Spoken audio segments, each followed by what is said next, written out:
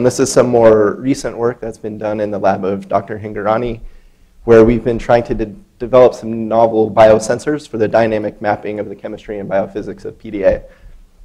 So I think one of the goals of my talk today, because this is a relatively newer project, is to get, if anyone has any ideas or suggestions, I'm very open to that. And especially because these are a new class of tools, if people have ideas of how they could use them for their own research, then we're certainly open to collaborations.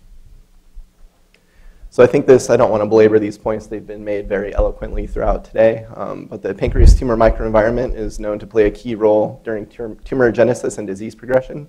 PDA itself is characterized by a profuse desmoplastic stroma, and the result of that is, that is created by the excessive deposition of hyaluronic acid and collagen in the ECM, and the direct result of that is it promotes a mechanically unbalanced microenvironment with very high mechanical forces, high interstitial pressures, and which is capable of inducing the widespread collapse we see that's characteristic of PDA and creates a robust barrier to drug delivery, as Dr. Hingorani discussed earlier today. Just to go really quickly, so some of the hallmarks of PDA are the excessive deposition of collagen, as we see here in these top two rows at the Massen's trichrome, the blue, and then the Movats pentachrome, the yellow, where the blue is mucins in this case.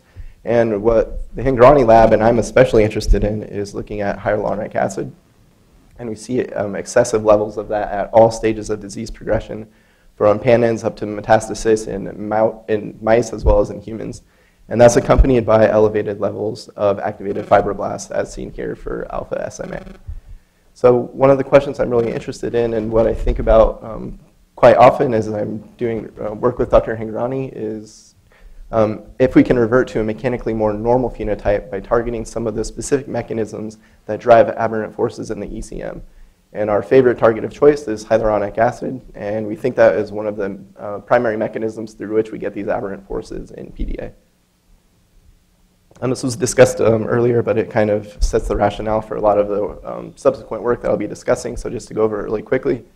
In normal PDA, we have very high elevated levels of interstitial fluid pressure on the order of about 100 millimeters of mercury. So forces at this magnitude are capable of inducing the widespread vascular collapse seen in PDA. And that's very dramatically illustrated by a cross-section through one of these PDA tumors, where you can see they're very white, opaque, and if you palpate them, they're incredibly dense. So there's not a lot of blood getting into these tumors. However, when you degrade hyaluronic acid, you can do this enzymatically, so our weapon of choice is using PEG-PH20. And when you do that, we see a very dramatic, rapid decrease in interstitial fluid pressures. If you take a cross-section through one of these treated tumors, you can see that they're now open to the vasculature reopens, blood is able to get in, and this is also accompanied by an influx of chemotherapeutics. And so kind of the conclusions from this work is that HA depletion decreases IFP and re-expands collapsed vasculature. And we propose that this is a mechanism for bypassing the drug resistance inherent to PDA. So as we've seen in some of the recent literature, you cannot target the tumor stroma indiscriminately. So whether you do it by ablating tumor stroma fibroblasts directly or by inhibiting signaling pathways like the sonic hedgehog pathway, you can take an already terrible disease and make it even worse if you kind of target this indiscriminately. And so what that said to us, or what that made us think, is that there's something missing in this field. There's an unmet need. And that unmet need to us was a need for monitoring the biophysical and mechanical effects of our perturbations to the tumor stroma. And to do that, what we proposed doing was to develop new tools and technologies with which we can monitor the chemical and physical architecture of the ECM. And ideally, what we'd like to be able to do is do this in live animals in real time and sequentially over an extended period of treatment. And the way that we proposed doing that was through a collaboration with the lab at the University of Washington, the lab of Dr. Daniel Chu. And what we did with them is we are starting to develop a novel class of optical probes called Pdot. These are highly fluorescent semiconducting Pdots, and some of the figures of merit that make them attractive for use in this application is they're very small in size, so they're about 10 nanometers in diameter, so they're able to freely diffuse throughout tissues, and they're also even able to get into PDA tumors, which is very difficult to do. They also have exceptional brightness, so they're over an order of magnitude brighter than even kind of the brightest standard fluorophore, which is quantum dots. So it's shown up here, so they're about an order of magnitude brighter than even that. I think one of the most attractive aspects of these probes is that we can achieve targeted delivery and labeling with them. So here's an example of cells. Will readily take up these Pdots if you coat them just through endocytosis. And we can also functionalize them with antibodies to achieve tumor-specific targeting. In comparison to kind of their counterpart quantum dots, they're also highly biocompatible. So we can use these probes in living organisms and living mice or in living cells over the time course of days, weeks, or even months. And another attractive feature of them is they're highly photostable. So if we wanted to look at mice, for example, over the time course of a couple weeks or months, that would certainly be possible without any appreciable decreases in overall intensity of our probes. And so what we're working towards, our ideal case, is that we'd be able to image live animals to quantify real-time dynamics and forces present in PDA. And so we're starting from that as kind of our baseline, which is already an incredibly powerful tool on its own. But what we wanted to do was to see if we could add some additional functionality to these Pdot probes. And so we teamed up with the lab of Dr. Chu, and we came up with a number of new functionalities that we can add to these. So one of them, which is really interesting, is we can make them be photo switchable. So here's a PDA tumor section in the top left. We labeled that with our Pdots here. And if you illuminate those probes with red light, you can turn them into an on or bright state. If you illuminate them with UV light, you can turn them into a dark or off state. And you can do this sequentially, so you can turn them on and off in the, as many times as you want. So you can do this 10 or even up to hundreds of times without any appreciable loss to overall intensity. So I think the interesting application of that is you can start to think of a lot of different things you can do with probes that you can turn on and off. And one thing you can do is start to do tumor painting. And so here's just one example. I'll talk about it a little bit more in the next slide where we do a specific application.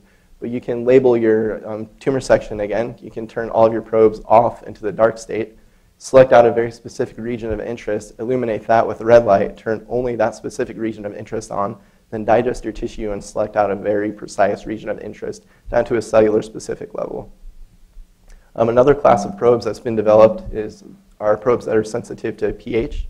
So in this case, these probes have two emission peaks. They have one peak in the blue region of the spectrum that's insensitive to pH, and one peak in the green region that is sensitive to pH over about the range 5 to 8. So if you illuminate these and take their ratio, you can actually map out the pH in your cells inside the cells and into individual cellular compartments.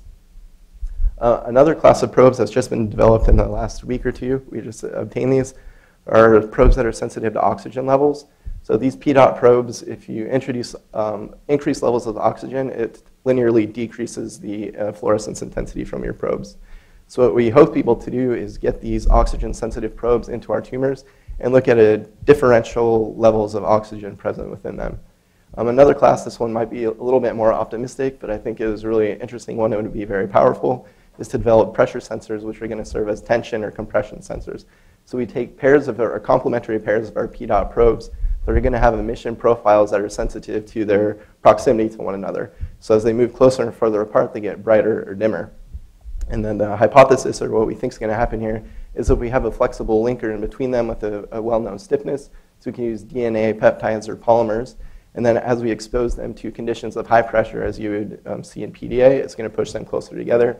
And as you relieve that pressure, as for example, if you treat it with PEG pH 20, you're going to release that, and your spectral properties are going to change. So we'd like to be able to use a probe of this type to actually map out the physical and biophysical forces present in these tumors. So here's kind of an expansion of the tumor painting experiment I talked about in the previous slide.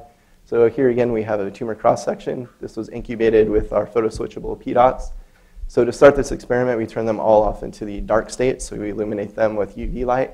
We then take a diffraction-limited red laser, and we wanted to see if we could pick out individual cells. And so we took our diffraction-limited laser spot, shined it right here, and turned on and activated just one individual cell within this tumor section. We then digested that tissue and then put it onto a microfluidic chamber device that was capable of sorting cells based on their fluorescence. And we showed that we're able to go in with single cell specificity, pull out one individual cell from a tumor tissue section, sort it, and get it onto a chip where we can think about doing off-chip subsequent analysis. So I think the power of this approach is that you can start thinking about pulling out individual regions of interest. You can, for example, if you wanted to only pull out cells that were directly in the vicinity of blood vessels, you could certainly do that. Or if you wanted to pull out only stromal or epithelial cells, you could potentially do that as well. This is an application of where we're starting to use our pH Pdot probes in live animals.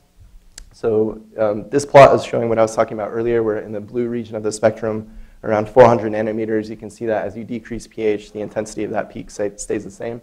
So that's your internal calibration standard, so that's going to account for things like variations in local concentration.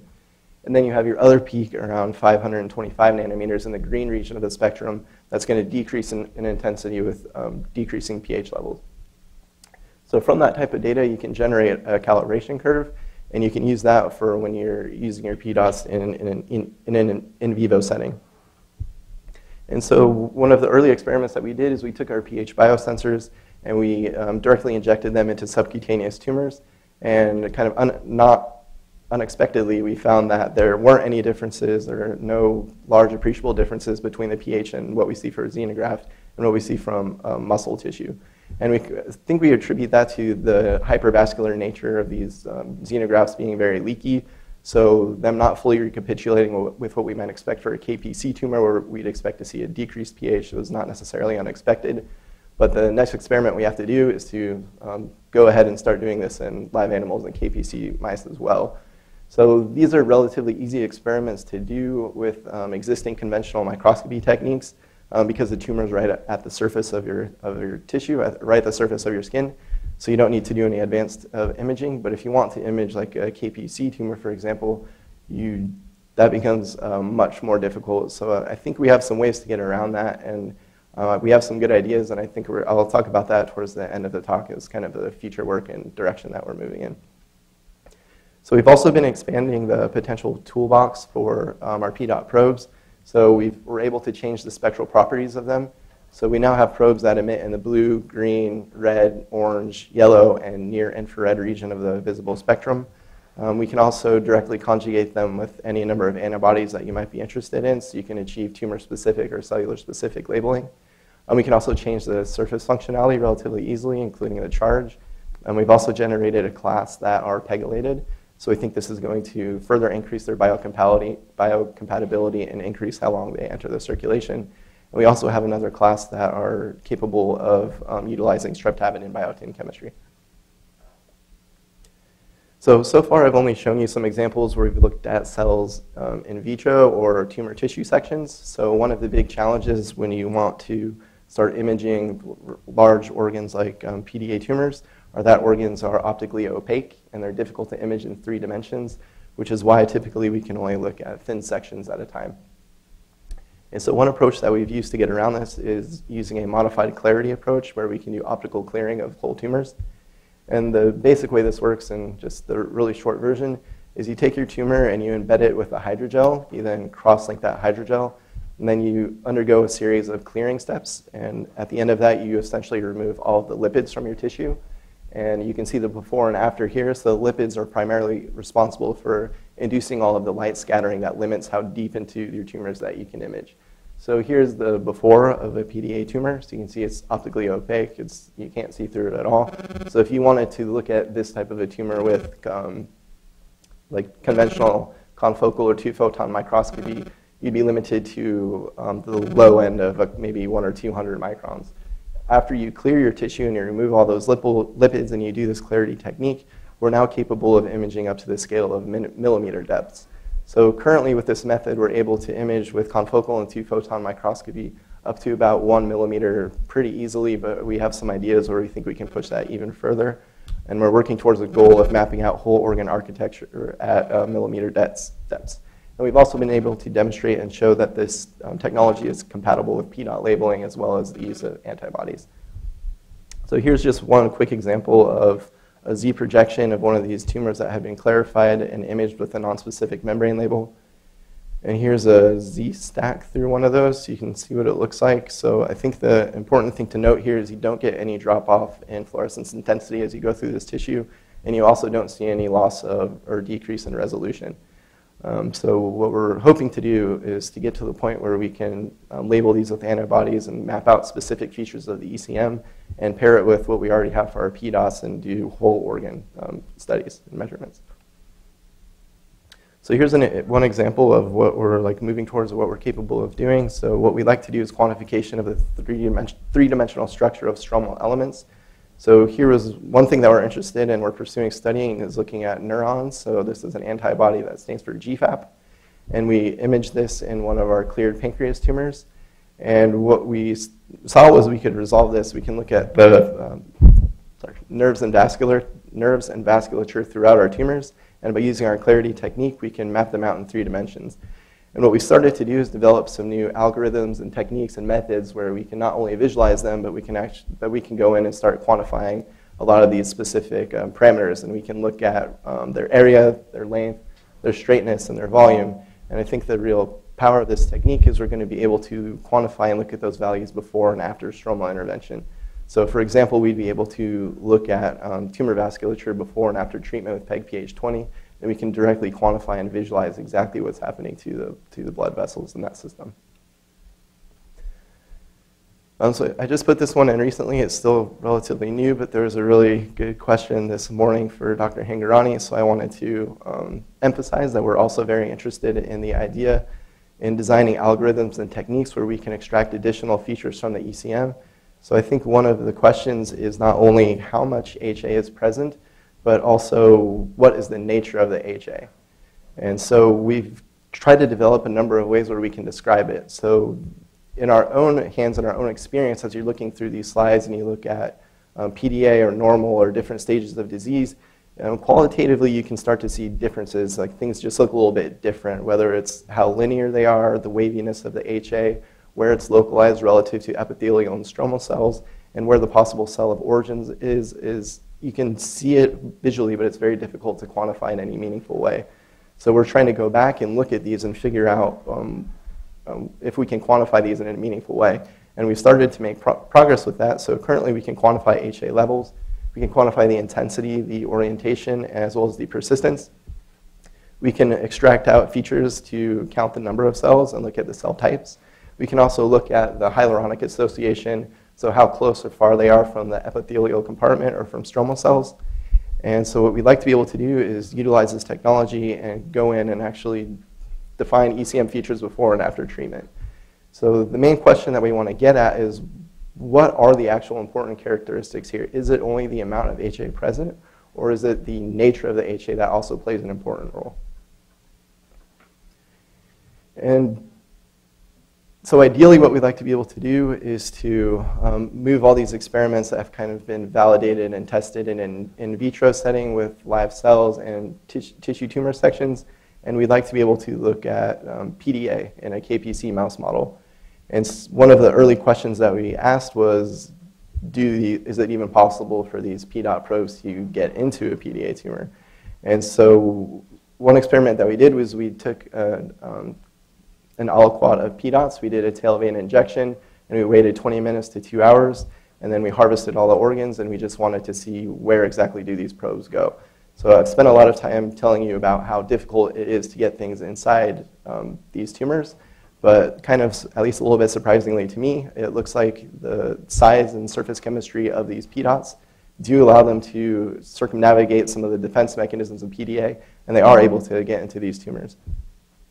And so that's what's shown here. This is a Z projection of a pancreas tumor that was imaged after clarity with the tail vein injection of multicolor Pdots. So these have an emission spectrum where they emit in the green and the blue region of the spectrum.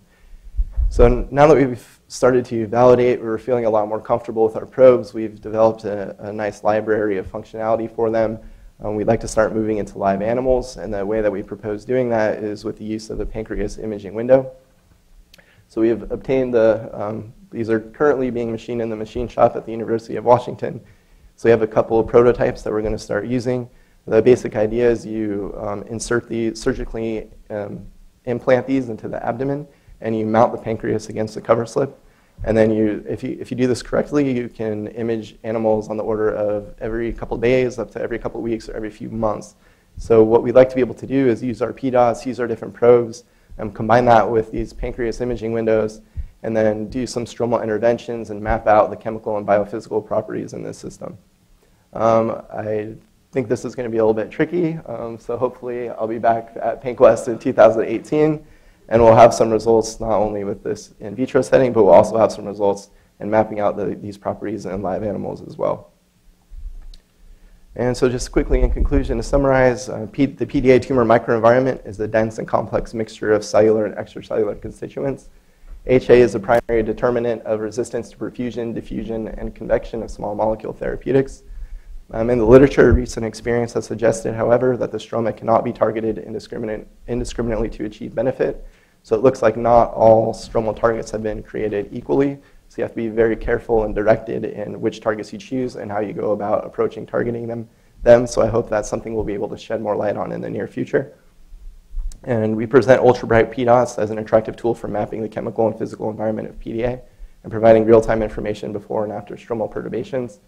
And our future work, what our goal is to provide more detailed knowledge of the interactions between various stromal constituents, and the impact of targeting them alone or in combination will be essential to their rational exploitation in the future. So with that, I'd like to thank the Hingorani Laboratory, who's been a really great place to work, and I certainly appreciate working with Sunil, and it's been a nice experience. And we have some really great collaborators at the University of Washington, including Dr. Daniel Chu and his 2 postdocs, and Dr. Patrick Staten, who we have another collaboration that's kind of branching off from this work that I'm not going to have time to talk about this time. But hopefully that's going to bear fruit in the near future as well. And also people from Halozyme Therapeutics that helped out with the PEG-PH20 experiment.